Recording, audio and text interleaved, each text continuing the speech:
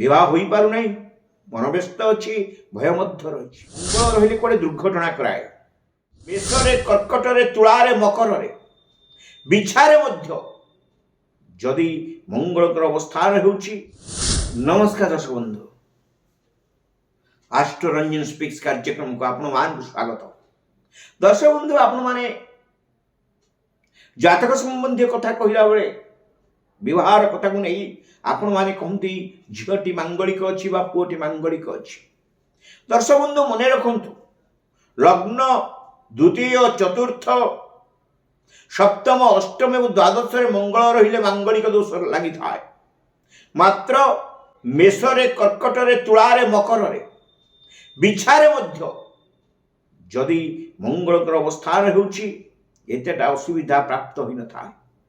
ଯଦି ମାଙ୍ଗଳିକ ଦୋଷ ରହୁଛି ଜାତକରେ ସହଜ ଉପାୟଟି ବତଉଛି। ବିବାହ ହୋଇପାରୁନାହିଁ, ମନ ବ୍ୟସ୍ତ ଅଛି, ଭୟ ମଧ୍ୟ ରହିଛି। କାହିଁକିନା ଜ୍ୟୋତିଷ ମାନେ କୁହନ୍ତି, ଶାସ୍ତ୍ରରେ ମଧ୍ୟ କେତେଟା ଜାଗାରେ କୁହାଯାଇଛି, ଭୟ ଦେଖାଉନାହିଁ, ମଙ୍ଗଳ ରହିଲେ କୁଆଡ଼େ ଦୁର୍ଘଟଣା କରାଏ।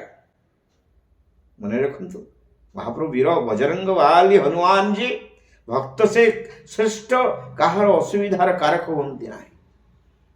ମଙ୍ଗଳଙ୍କର ଇଷ୍ଟ ଭଗବାନ ହନୁମାନ, ଅନ୍ୟପଟରେ ମା ବଗଳାମୁଖୀ ଏବଂ ଭଗବାନ ନୃସିଂହ, ଏ ତିନି ଜଣଙ୍କ ମନ୍ତ୍ର ଜପ କରନ୍ତୁ।